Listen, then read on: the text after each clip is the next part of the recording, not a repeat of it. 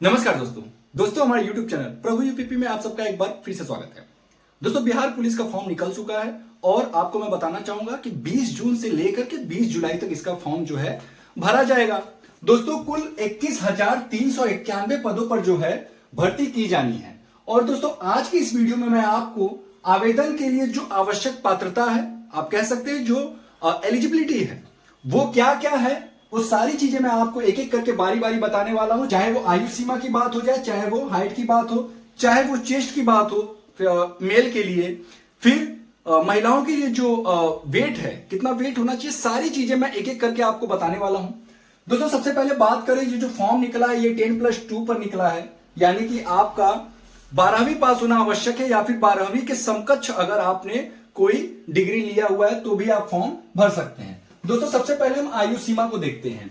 यदि आप सामान्य वर्ग से हैं, ठीक है, अगर आप सामान्य वर्ग से हैं, फिर चाहे आप मेल हो या फीमेल, दोनों ही वर्गों के लिए देखिए न्यूनतम तो 18 वर्ष सभी के लिए है, चाहे वो आप किसी भी कैटेगरी से आए, न्यूनतम 18 वर्ष रहने ही वाला है। मैक्सिमम की बात कर लेते हैं 25 वर्ष, आप मेल फीमेल किसी भी जेंडर से हो आप, और सामान्य वर्ग से अगर आप आते हैं तो आपके लिए जो मैक्सिमम एज है वो 25 वर्ष रखा गया है। अब दोस्तों एक सवाल मन में उठता है कि जो बाहरी स्टेट के बच्चे हैं उनके लिए मैक्सिमम एज कितना होगा। तो दोस्तों आपको मैं बताना चाहूंगा, जो बिहार के अलावा जो अन्य राज्यों से जो बच्चे बिलोंग करते हैं उनके लिए जो मैक्सिमम एज होगा वो यही सामान्य वर्ग वाला होगा। यदि आप उत्तर प्रदेश से हैं और आप बिहार पुलिस का अगर आप फॉर्म भरना चाहते हैं तो आपको ये सामान्य वर्ग में जो है आपको कंपटीशन करना पड़ेगा। दोस्तों ये जो 25 वर्ष है, आप कह सकते हैं कि बिहार के जितने भी बच्चे हैं उनके अलावा अन्य राज्यों के बच्चों के लिए जो मैक्सिमम एज है वो कितना है, 25 वर्ष रखा गया है। दोस्तों फिर चाहे आप मेल हो या फीमेल, ये दोनों के लिए मैं बता रहा हूं। दोस्तों अगर आप भी बिहार पुलिस की तैयारी कर रहे हैं और आपको ये नहीं समझ में आ रहा है कि आप किस किताब से पढ़ें, तो दोस्तों आपकी इस समस्या का समाधान मैं लेकर के आया हूं। दोस्तों आपको मैं बता दूं, चक्षु प्रकाशन आपके लिए लेकर आया एक शानदार किताब। इस किताब के माध्यम से आप अपनी तैयारी को बहुत अच्छा कर सकते हैं। दोस्तों इस किताब की जो सबसे बड़ी खासियत है वो ये है कि इसमें जितने सारे कंटेंट, जितने सारे पॉइंट्स उपलब्ध कराए गए हैं वो आपके सिलेबस के अकॉर्डिंग है। दोस्तों चक्षु प्रकाशन की इस गाइड के अलावा इनके प्रैक्टिस सेट भी मार्केट में उपलब्ध है, जिन्हें लेकर के आप अपनी तैयारी को और अच्छा कर सकते हैं। दोस्तों चक्षु प्रकाशन जो है पिछले कई वर्षों से एक विश्वसनीय प्रकाशन रहा है और उम्मीद करता हूं किताबों को पढ़ करके आप अपनी तैयारी को और अच्छा कर पाएंगे। पिछड़ा वर्ग व अत्यंत पिछड़ा वर्ग मेल, ये केवल और केवल मेल के लिए है। पिछड़ा वर्ग और अत्यंत पिछड़ा वर्ग 27 वर्ष क्या है मैक्सिमम एज। मिनिमम मैंने बता दिया कि 28 वर्ष सबके लिए है, मैक्सिमम एज जो है वो 27 वर्ष रखा गया है। दोस्तों पिछड़ा वर्ग व अत्यंत पिछड़ा वर्ग फीमेल के लिए कितना है मैक्सिमम एज, 1 साल जो है कि बढ़ाया गया, इसमें 28 वर्ष है। ठीक है, पुरुषों की अपेक्षा महिलाओं को 1 साल का जो है इसमें आरक्षण दिया गया है। दोस्तों एससी व एसटी मेल प्लस फीमेल दोनों के लिए मैं बता दूं, 18 वर्ष तो न्यूनतम सभी के लिए मैंने बता ही दिया है। 30 वर्ष मैक्सिमम एज कितना होना चाहिए, 30 वर्ष होना चाहिए। यदि आपका 30 वर्ष है मैक्सिमम एज, एससी और एसटी कैटेगरी से अगर आप आते हैं, फिर चाहे मेल हो या फीमेल, आप फॉर्म बड़े ही आसानी से भर सकते हैं। दोस्तों गृह रक्षकों के लिए, ठीक है, और इनके लिए होमगार्डों के लिए 5 वर्षों की छूट है। फिर ये जो 5 वर्षों की छूट है इनके कैटेगरी के हिसाब से है। ये जो सामान्य वर्ग, जैसे आप देख रहे हैं ना, ये सामान्य वर्ग में 25 वर्ष है तो 25 + 5 कर देंगे तो कितना हो जाएगा, 30 वर्ष। मैक्सिमम कितना होगा होमगार्ड के लिए अगर वो सामान्य वर्ग से आते हैं तो 30 वर्ष। पिछड़ा वर्ग व अत्यंत पिछड़ा वर्ग से अगर जो होमगार्ड पिछड़ा वर्ग या अत्यंत पिछड़ा वर्ग से आते हैं तो इसमें +5 कर दें तो कितना हो जाएगा, 32।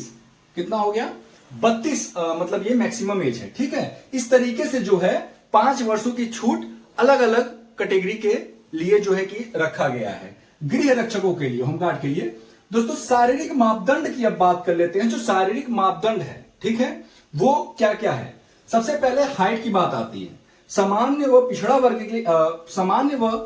वर्ग के लिए मैं बता दूं 165 सेंटीमीटर। कितना, 165 सेंटीमीटर। ठीक है, अत्यंत पिछड़ा वर्ग के लिए कितना है, 160 सेंटीमीटर। एससी व एसटी के लिए कितना रखा गया है, 160 सेंटीमीटर है। सभी वर्गों की महिलाओं के लिए देखिए, ये केवल और केवल ये तीनों जो है ये केवल और केवल मेल के लिए, किसके लिए है, मेल के लिए है। और फीमेल के लिए केवल और केवल एक ही निर्धारित किया गया, वो है 155 सेंटीमीटर। यूपी में कितना होता है 152 सेंटीमीटर, बिहार में 3 सेंटीमीटर ज्यादा रखा गया है महिलाओं के लिए। कितना 155 सेंटीमीटर निर्धारित किया गया है। ठीक है, ये मिनिमम हाइट आपकी इतनी होनी चाहिए। बात कर लेते हैं चेस्ट की। दोस्तों चेस्ट केवल पुरुषों के लिए है, सामान्य व पिछड़ा वर्ग की बात कर ले तो 81 सेंटीमीटर मिनिमम आपका 81 सेंटीमीटर होना चाहिए, प्लस 5 सेंटीमीटर अलग से फुलाव होना चाहिए। अभी देखिए आप अगर यूपी का फॉर्म भरेंगे तो यहाँ पे 79 मांगता है। कितना मांगता है 79 प्लस 5 सेंटीमीटर मिनिमम फुलाव। ये 5 सेंटीमीटर मिनिमम है, मैक्सिमम आप चाहे जितना फुला दो। ठीक है, 81 सेंटीमीटर आपका मिनिमम चेस्ट होना चाहिए, नॉर्मल में होना चाहिए। और चेस्ट फुलाने के बाद कितना होना चाहिए 5 सेंटीमीटर आपका कम से कम फुलाव होना चाहिए। अत्यंत पिछड़ा वर्ग की बात कर लीजिए, सामान्य और पिछड़ा वर्ग के लिए है।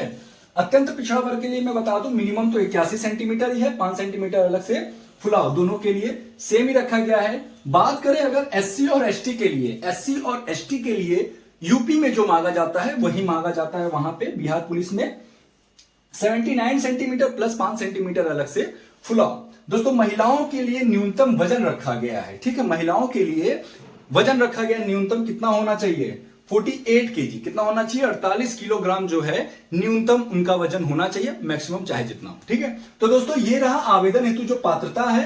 ठीक है, और उसके अलावा जो आपके शारीरिक मापदंड है उससे संबंधित जितने सारे भी तथ्य हैं, उम्मीद करता हूं ये बहुत आसानी से मैंने समझाने का प्रयास किया और आपको बहुत अच्छे से एक एक पॉइंट समझ में भी आया होगा। तो दोस्तों अगले वीडियो में हम जानेंगे कि जो एग्जाम का जो पैटर्न है, बिहार पुलिस में जो एग्जाम होता है उसका जो पैटर्न है, किस किस सब्जेक्ट से कितने कितने क्वेश्चंस आते हैं और जो क्वेश्चंस है उनका लेवल क्या होता है उसको देखेंगे। फिर उसके बाद हम एक वीडियो बनाएंगे, उस पर हम बात करेंगे जो फिजिकल टेस्ट होता है। दोस्तों मैं आपको बताना चाहूंगा कि बिहार पुलिस का जो वैकेंसी निकलती है उसमें रिटेन तो केवल एक क्वालिफाइंग मात्र के लिए कराया जाता है, जो मेन होता है वो होता है फिजिकल।